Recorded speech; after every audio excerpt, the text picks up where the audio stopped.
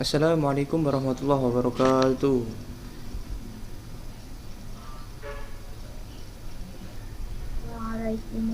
Waalaikumsalam warahmatullahi wabarakatuh. Alhamdulillah, alhamdulillahirabbil alamin. Wa bihi nasta'inu ala umuri dunya waddin. Asyhadu an la ilaha illallah wa asyhadu anna Muhammadan abduhu wa rasuluh. Allahumma shalli ala sayyidina Muhammad wa ala alihi sayyidina Muhammad. Amma ba'd. Teman-teman yang berbahagia, sebelumnya marilah kita panjatkan puja dan puji syukur kehadirat Allah Subhanahu wa taala yang telah memberikan kita nikmat taufik, hidayah serta inayahnya sehingga kita masih bisa menuntut ilmu pada kesempatan kali ini. Yang pertama, perkenalkan, saya akan memperkenalkan seluruh anggota kelompok 6. Kami dari kelompok 6 yang beranggotakan 1. Hafifah Sevia Agustin, 2. Fitra Nurul Effendi, 3.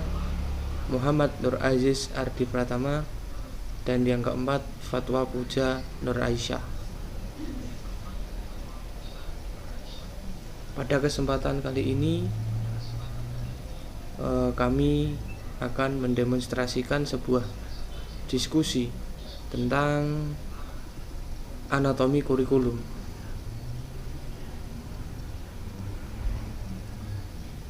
Anatomi kurikulum sendiri sangat berkaitan erat dengan pendidikan di dunia ini. Kita mengambil 3 buku untuk mendiskusikan apa itu anatomi kurikulum dan apa saja yang ada di dalamnya. Yang pertama, kita menggunakan Curriculum Foundation, Principles and Issue, Chapter 6, Kurikulum Design. Dan buku yang kedua, Curriculum Development, A Guide to Practice, Chapter 7, Elementary School Program and Issue, Chapter 8, Middle School Program and Issue, dan Chapter 9, Secondary School Program and Issue. Dan buku yang ketiga adalah Curriculum Development Perspective, Principles and Issue, Chapter 5, Kurikulum Proses. Mari kita bergabung dengan teman-teman semua. Halo, selamat siang semua. Siang Mas Fendi. Selamat siang. Tolong lambaikan tangan ke kamera. Alhamdulillah, sehat semua ya. Alhamdulillah sehat. Mari kita berdiskusi bersama tentang apa itu toh anatomi kurikulum. Nah, mari kita kupas bersama. Kita ambil dari 3 buku itu tadi. Kemarin kita sudah bersama-sama mentranslatekan dari bahasa Inggris ke bahasa Indonesia dan sudah kita ringkas, dan mari kita bahas. Siap ya Mas, Mbak? Siap. Ya, mari kita mulai.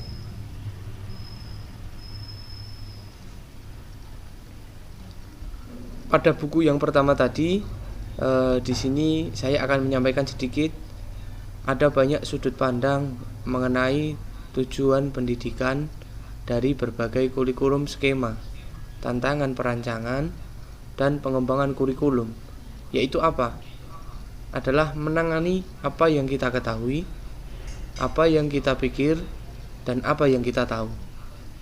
Kita harus kreatif dalam berperilaku untuk mengatasi sebagian kebenaran dan berbagai mitos yang dipercaya masyarakat tentang pendidikan serta masyarakat umum yang merangkum tujuan tepat kurikulum, yaitu ada 4 mitos yang disampaikan oleh David Orr.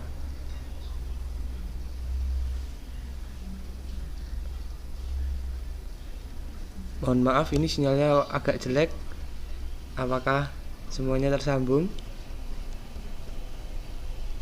Tersambung. Jenengan mandek-mandek Mas. Oh, Jenengan sinyalnya agak jelek ini Mas. Aceng Jawa. Oh nggih. Mari kita lanjut ya. Tadi ada 4 mitos yang disampaikan oleh David Orr. Yang pertama adalah bahwa pendidikan dan kurikulum dan desain kurikulum yang tepat dapat menghilangkan ketidaktahuan. Nah, jadi dengan adanya pendidikan, dengan adanya kurikulum, itu akan menghilangkan ketidaktahuan. Jadi segala sesuatu atau sumber ilmu itu akan mudah diketahui. Dan mitos yang kedua adalah bahwa pendidikan dan kurikulum yang dirancang dengan baik dapat menyediakan semua pengetahuan yang dibutuhkan oleh masyarakat untuk mengelola kehidupan bermasyarakat di dunia dan di bumi ini. Mitos yang ketiga adalah bahwa kurikulum pendidikan dapat meningkatkan kebaikan manusia. Yang dimaksud kurikulum yang dirancang dengan baik akan menanamkan kebijaksanaan. Serta mitos yang keempat adalah tujuan utama dari pendidikan adalah untuk memungkinkan siswa untuk bergerak ke atas, semakin sukses secara ekonomi, pendidikan, dan kemajuan yang lainnya. Mitos ini sudah terbukti dalam banyak diskusi tentang standar-standar pendidikan dan juga standar tentang pembahasan kurikulum. Kita lanjutkan. Salah satu alasan orang dan pendidik pada khususnya untuk merefleksikan desain kurikulum secara umum dan pada pemilihan atau menerapkan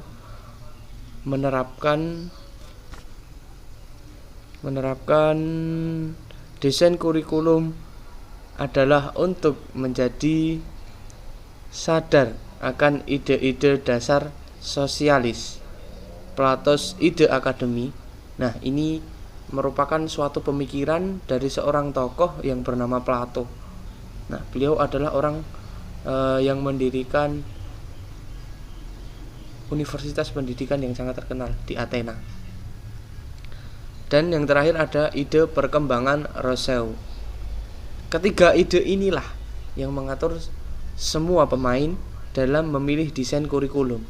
Nah, yang dimaksud pemain di sini itu adalah kita sebagai seorang calon tenaga pendidik maupun yang sudah menjadi tenaga pendidik, dan mewujudkan melalui pengembangan kurikulum dalam ranah filosofis, historis, sosial, dan psikologis. Kita lanjutkan ke slide yang berikutnya. Bisa ya, Mbak, Mas? Nggih, akut. Iya, Mas.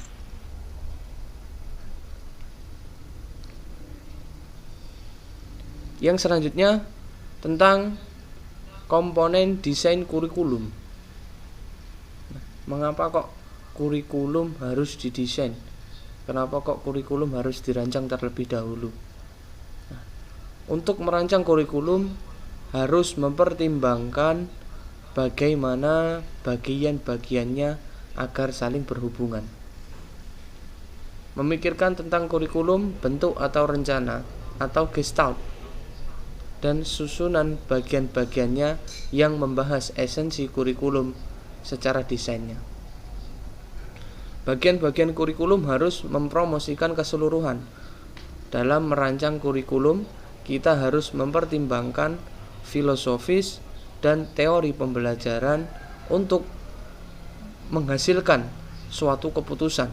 Dan jika keputusan desain sesuai dengan keyakinan dasar tentang orang-orang, maka akan kita gunakan.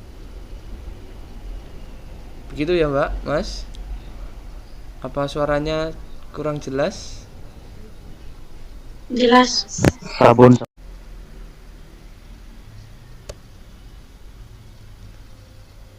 Dan selanjutnya adalah tentang desain kurikulum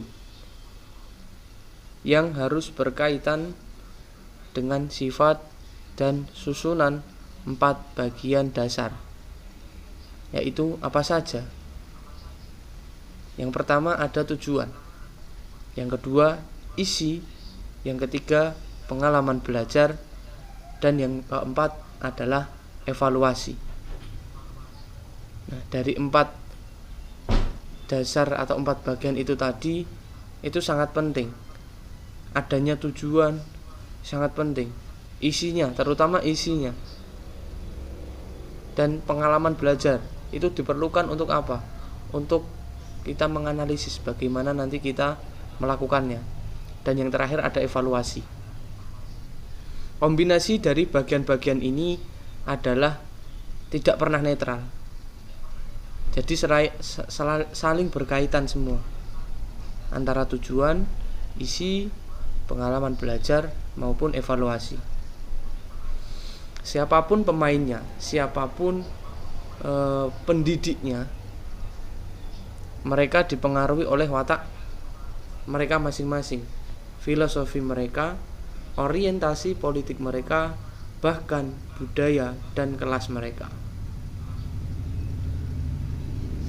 Mungkin di sini sampai di sini dulu. Mungkin ada yang mau ditanyakan tentang apa yang saya sampaikan tadi. Monggo silahkan teman-teman bisa berdiskusi bersama. Monggo.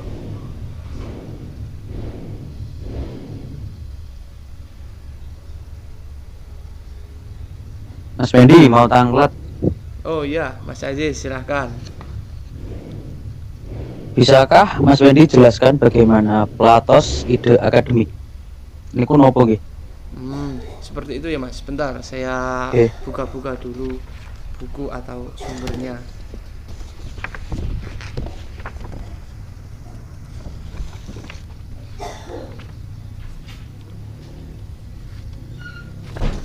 Jadi seperti ini ya Mas Aziz. Mungkin ini bisa jadikan sumber saja. Intisari dari pemikiran filsafat Plato adalah pendapatnya tentang idea. Jadi tadi kan yang dikatakan pertanyaannya tadi apa Mas? Mohon diulangi, saya lupa. Jelaskan bagaimana Platos ide akademik. Oh ya, yang dimaksud itu Platos ide akademik. Nah, itu tadi tentang intisari pemikiran filsafat Plato. Konsep pengertian yang dikemukakan oleh Sokrates. Nah, Sokrates itu adalah seorang guru dari Plato. Nah, kemudian diperdalam oleh Plato menjadi idea. Idea itu berbeda sekali dengan pendapat orang-orang. Berlakunya idea itu tidak bergantung kepada pandangan dan pendapat orang banyak. Menurut Plato, idea tidak diciptakan oleh pemikiran manusia. Idea adalah dunia yang melampaui manusia, maka ide tidak tergantung pada pemikiran manusia, melainkan pikiran manusia yang tergantung pada dunia ide. Di sini dikatakan oleh Plato, ide adalah citra pokok dan perdana dari realitas non-material, abadi, dan tidak berubah. Mungkin itu penjelasan dari saya, Mas Aziz. Bisa diterima mungkin? Iya Mas. Iya Mas, aman. Mungkin dari teman-teman yang lain, Mbak Afifah atau Mbak Fatwa bisa bertanya atau memberikan masukan.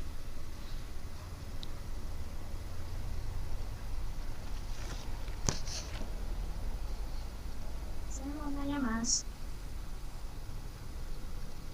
Tadi kan di PPT ada tulisan tentang ide perkembangan Rousseau. Iya Mbak. Slide ketiga kayak. Nah, yang saya tanyakan bagaimana tentang ide perkembangan Rousseau itu? Oh, tentang ide perkembangannya ya Mbak. Ya, saya carikan dulu Mbak sebentar.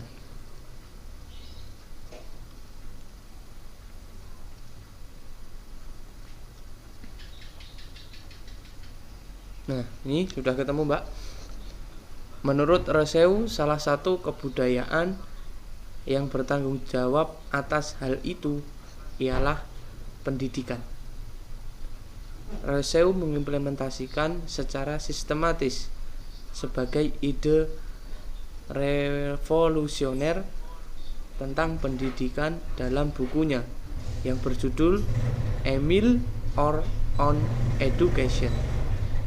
Ia mengemukakan pendidikan pedagogis dengan konsep kembali kepada alam dengan pendekatan yang bersifat alamiah.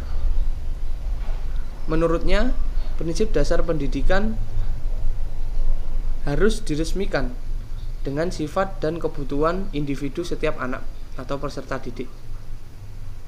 Tujuan akhir dari pendidikan menurutnya adalah untuk melestarikan kebaikan-kebaikan alamiah dan kebajikan-kebajikan di dalam hati manusia,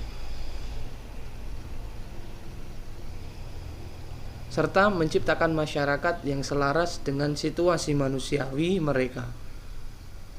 Menurut Rousseau, pendidikan pertama-tama harus murni.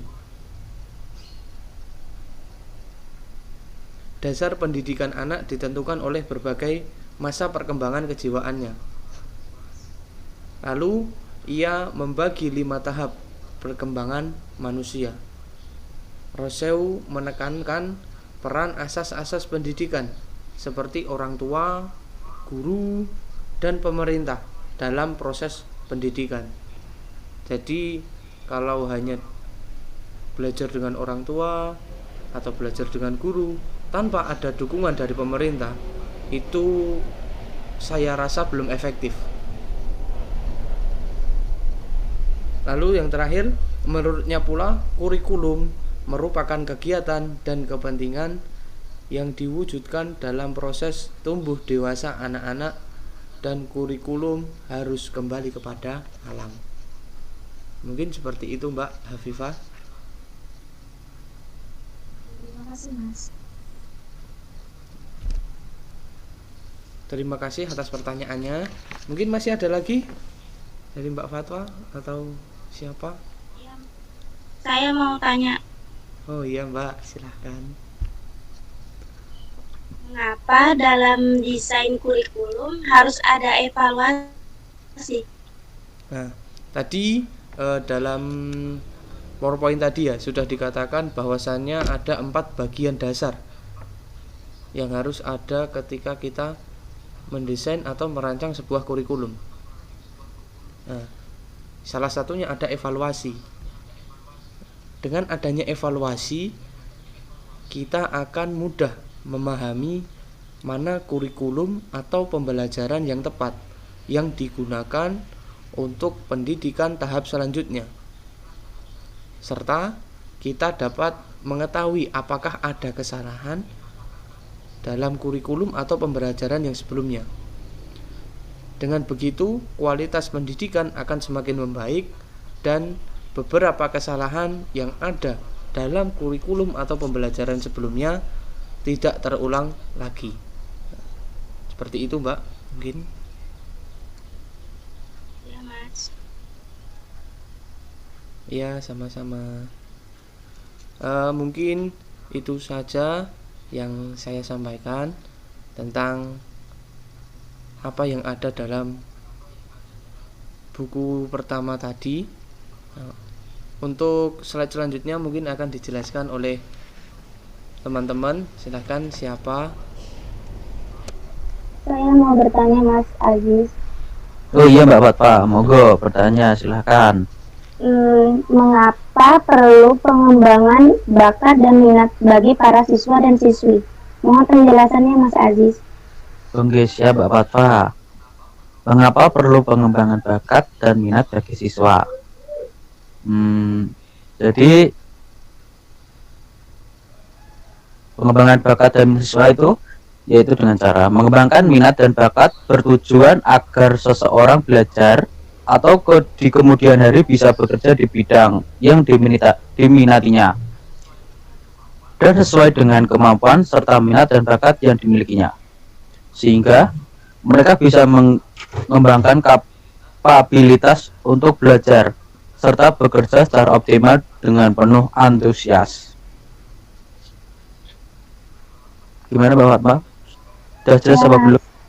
Alhamdulillah, sudah jelas. Terima kasih. Alhamdulillah. Baik, untuk teman-teman, terima kasih atas pertanyaannya. Dan sekarang dilanjutkan ke slide berikutnya oleh Mbak Hafifah. Monggo Mbak Hafifah.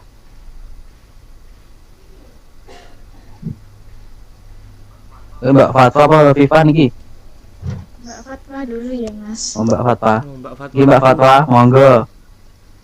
Ini Mas. Dan kelintu. Ini Mas. Siap. Untuk materi berikutnya itu dari buku yang kedua, yaitu buku kurikulum development a guide to practice, chapter 7, 8, dan 9. Slide berikutnya, kurikulum dasar sekolah dasar. Modern berevolusi selama 200 tahun terakhir dari kurikulum yang sempit, mencangkup tidak hanya keterampilan dasar tetapi juga berbagai pengalaman belajar. Karena sekolah merupakan mekanisme untuk perubahan sosial. Sekolah sering menjadi medan pertempuran bagi beragam kelompok dengan kepentingan yang saling bertentangan. Sedangkan sejarah sekolah dasar pada awal tahun 1642, koloni-koloni berlaku perundang-undangan yang menyangkut masalah pendidikan. Majelis kolonial Massachusetts berlakukan undang-undang wajib belajar pada tahun 1642 dan 1647. Undang-undang tahun 1647 memaksa komunitas di atas ukuran tertentu untuk mendirikan sekolah tata bahasa. Undang-undang itu yang dikenal sebagai Undang-Undang Setan Penipu Lama, disahkan oleh Pengadilan Umum Massachusetts by call hanya di kota-kota yang diperlukan untuk mendirikan sekolah umum dan sekolah tata bahasa, sehingga laki-laki bisa membaca kitab suci dari cengkraman setan. Selain tujuan keagamaan, sekolah dasar awal melayani tujuan lain sengaja mendukung sistem politik Amerika yang baru. Sekolah dasar didirikan untuk pemeliharaan masyarakat dengan menanamkan tidak hanya agama, tetapi juga doktrin politik.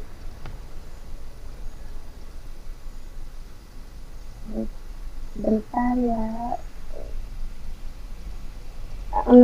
Slide berikutnya yaitu gimana sih caranya menyelenggarakan kurikulum itu ada caranya, yaitu kurikulum sekolah dasar disusun berdasarkan pengetahuan, kebutuhan masyarakat, serta pembelajaran dan pengembangan manusia. Sekolah dasar awal hanya peduli dengan transmisi pengetahuan. Pada tahun pertama, yaitu tahun 1900-an, elemen sekolah tari dipandang sebagai melayani masyarakat industri yang muncul dan sebagai instrumen untuk perbaikan demokrasi. Dari tahun 1960-an sampai 1990-an, banyak program baru diperkenalkan ke program dasar untuk mengakomodasi pelajar muda dan mereka berkebutuhan khusus. Kemudian slide selanjutnya yaitu SMP, Sekolah Menengah Pertama. Dalam perspektif sejarah, Sekolah Menengah Pertama yang pertama berdiri pada tahun 1910 sampai 1914 dimaksudkan untuk memindahkan program dari kelas dasar.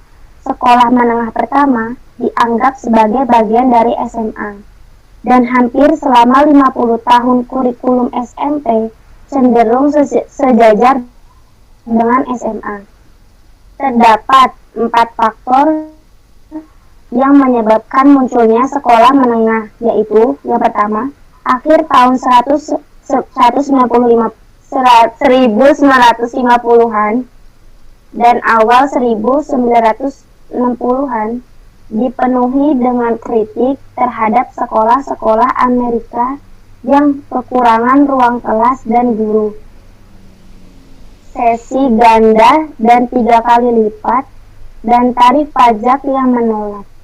Kedua, adanya eliminasi dari segregasi rasial. Dan yang ketiga, meningkatnya pendaftaran anak usia sekolah pada tahun 1950-an dan tahun 1960-an. Terus kekurangan gedung. Dan yang terakhir keempat, efek ikut-ikutan, hanya ingin ikut-ikutan temennya untuk bersekolah di sekolah menengah pertama. Kemudian slide selanjutnya yaitu perubahan terkini di sekolah sekunder. Dalam 15 tahun pertama abad ke-21 terjadi percepatan inovasi dalam sekolah menengah di seluruh negeri. Sekolah menengah telah menjadi lebih terintegrasi, diselaraskan dengan institusi pasca sekolah menengah, mengadopsi teknologi interaktif baru, fokus tentang kehidupan di luar sekolah dan di dunia kerja, dan berusaha mendefinisikan kembali dasar-dasarnya.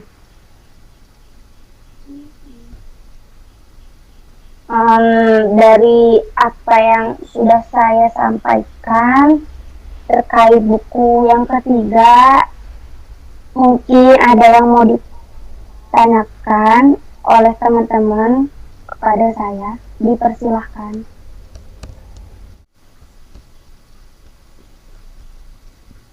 Baik, Mbak Fatwa, saya mau bertanya. Silahkan. Saya bertanya, mengapa kurikulum sangat menentukan kualitas pendidikan? Ya, baik. Makasih Mas Aziz sudah bertanya. Iya, Mbak. Saya jawab ya.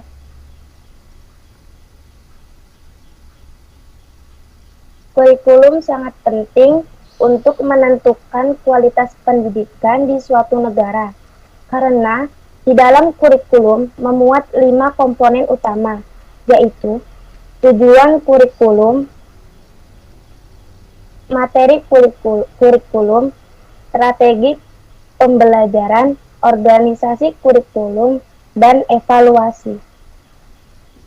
Seperti itu Mas Aziz. Siap, Mbak Fatwa.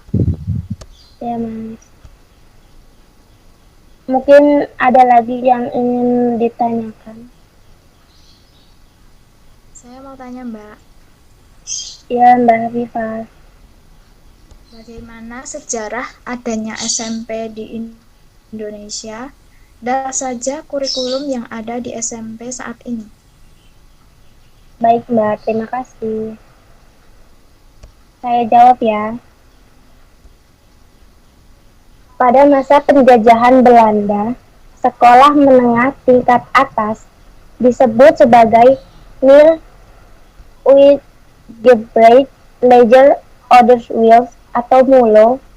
Setelah Indonesia merdeka, MULO berubah menjadi sekolah menengah pertama atau SMP pada tanggal 13 Maret 1946.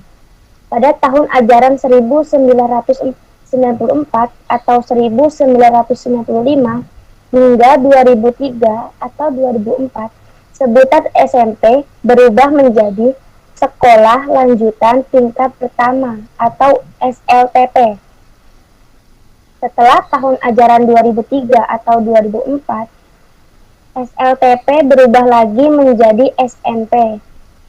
Beberapa kurikulum yang umumnya ada pada jenjang SMP antara lain agama, BTQ, khusus untuk kelas 7, terkadang hingga kelas 9, kemudian kewarganegaraan, jasmani, dan kesehatan, teknologi informatika, dan komunikasi. Ada sedikit sekolah yang menerapkan mulai dari kelas 8. Bahasa Indonesia, bahasa Inggris, bahasa daerah, bahasa asing, matematika, ilmu pengetahuan alam, ilmu pengetahuan sosial, seni budaya, dan keterampilan juga dipelajari di sekolah menengah pertama. Begitu Mbak Hafifah, mungkin dapat dipahami. Ya, Mbak, dapat dipahami, Mbak. Jawaban jelas. Terima kasih. Alhamdulillah saya juga tambah Sama-sama paham, Mbak. Mbak.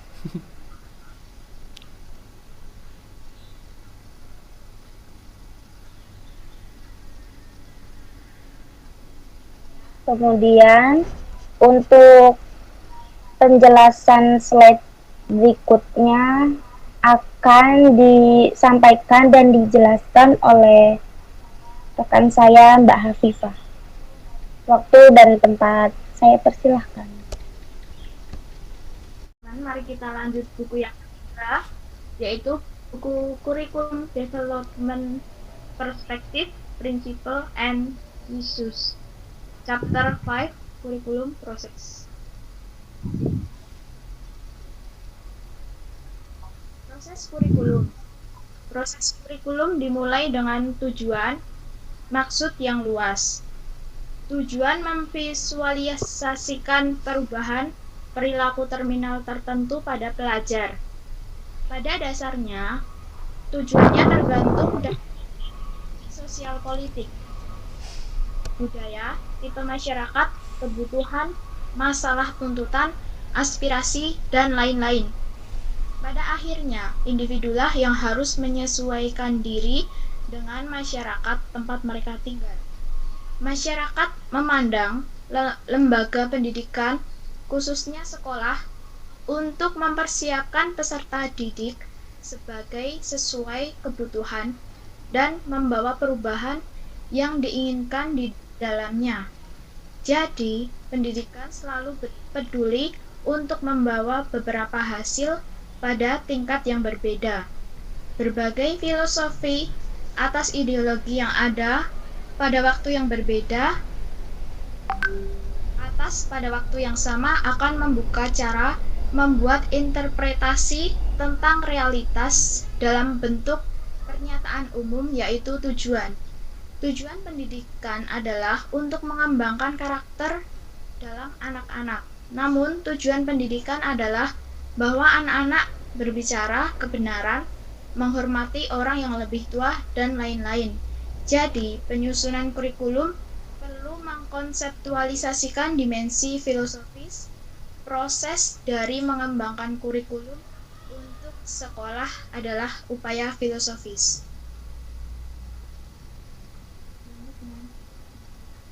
Ronald Doll mencatat bahwa tujuan pendidikan harus membahas dimensi intelektual atau kognitif, sosial atau pribadi, atau afektif dan produktif, yang dapat dijabarkan sebagai berikut.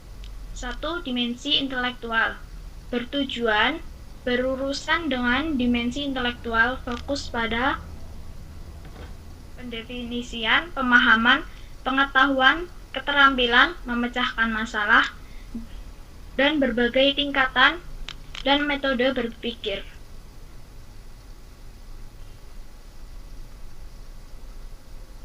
Dua, ke masyarakat, orang ke orang, dan interaksi orang ke diri. Mereka juga mencakup emosional dan psikologis aspek individu dan perilaku adaptif mereka sehubungan dengan rumah, gereja, dan lokal masyarakat. Tiga, dimensi produktif. Aspek-aspek ini memungkinkan individu berfungsi di rumah, di tempat kerja, dan sebagai warga masyarakat yang lebih besar. Dimensi lain yaitu 1. Perkembangan fisik tubuh dan pemeliharaannya. 2. Aspek estetika berkaitan dengan nilai dan apresiasi seni. 3. Aspek moral berkaitan dengan nilai dan disposisi perilaku yang sesuai. 4. Aspek spiritual berkaitan dengan kepercayaan terhadap ketuhanan. Lantas, apakah tujuan dari pendidikan? Olmstein mengidentifikasi tujuan pendidikan yaitu 1. Tujuan program menangani mata pelajaran pada suatu partikular tingkat kelas. 2. Tujuan kursus yaitu untuk peringkat kursus tertentu dalam tingkat kelas. 3. Tujuan kelas dibagi menjadi tujuan unit dan tujuan rencana pelajaran. Pedoman yang diperlukan saat merumuskan tujuan yaitu 1. Pencocokan. Tujuan itu harus sesuai dengan tujuan dan juga sasaran. 2. Nilai. 3. Kata-kata. 4. Ketepatan. 5. Setiap kali tujuan dibingkai. 6. Revisi berkala.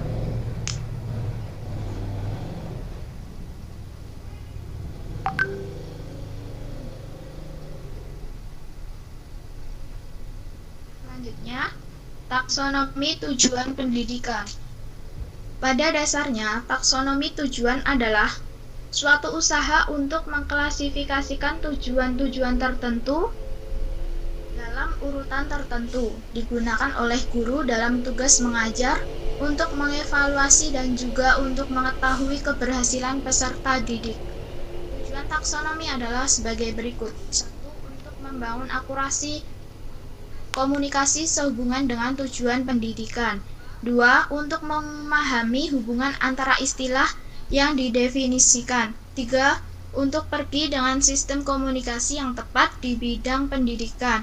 4. Untuk keluar dengan pemahaman yang seragam tentang klasifikasi tujuan, memberikan evaluasi standar yang bermakna untuk mempertahankan standar pendidikan sekolah, untuk membawa keseragaman dalam evaluasi standar dan prosedur. Taksonomi tujuan secara luas dibagi menjadi 3 domain, yaitu 1. Domain kognitif, 2. Domain afektif, dan yang ketiga ranah psikomotor.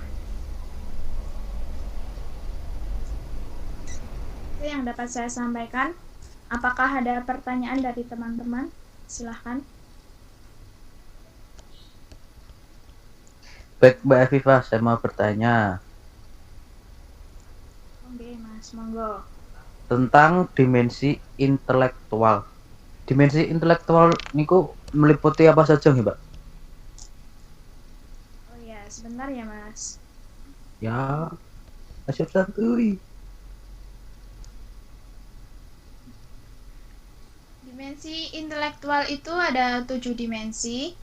Yang paling sering disebutkan yang membentuk kemampuan intelektual yaitu 1. Kecerdasan angka, 2. Pemahaman verbal, 3. Kecepatan persepsi, 4. Penalaran induktif, 5. Penalaran deduktif, dan yang terakhir visualisasi spasial. Begitu Mas jawabannya. Oke Mbak. Jelas. Buatan pun jelas iki. Matur suwun. Yes, sami-sami. Selanjutnya, apakah ada pertanyaan yang lain? Saya Mbak. Izin bertanya Mbak. Fatwa, silahkan. Apa yang dimaksud dengan domain kognitif, afektif, dan ranah psikomotor? Mohon penjelasannya Mbak Afifah. Terima kasih.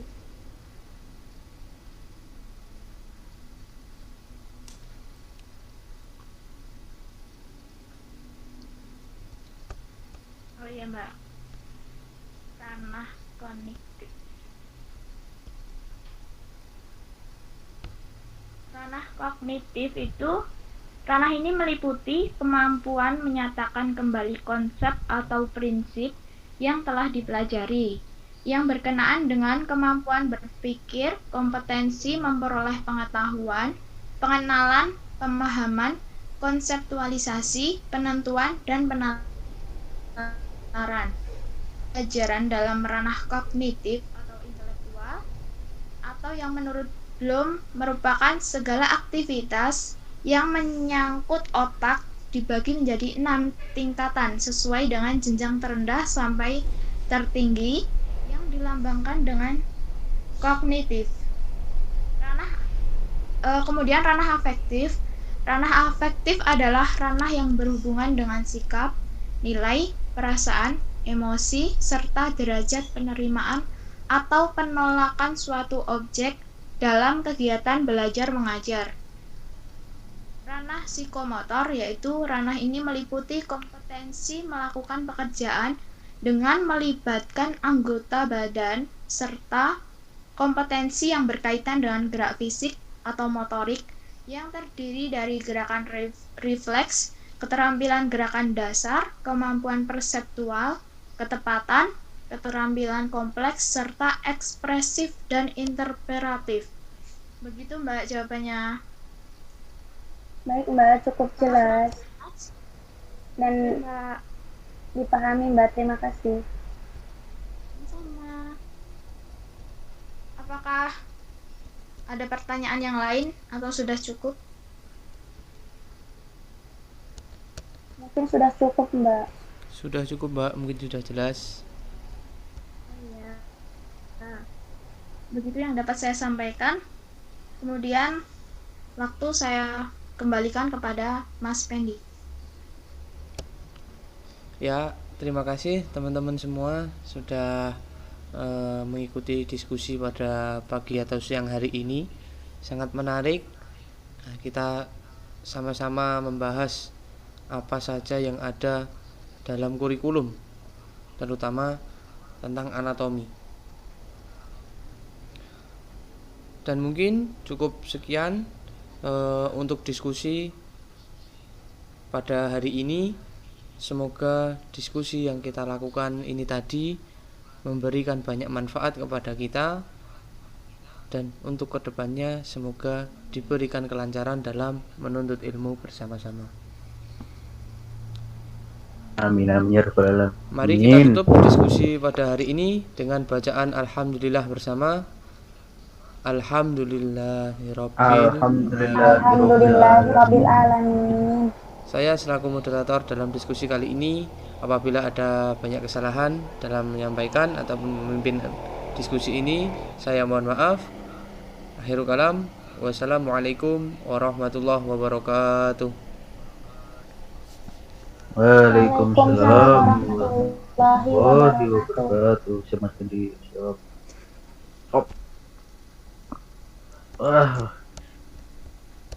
Wes. Tapi pahal. Puclok. Apa? Dari salah kowe ke aku. Cukup.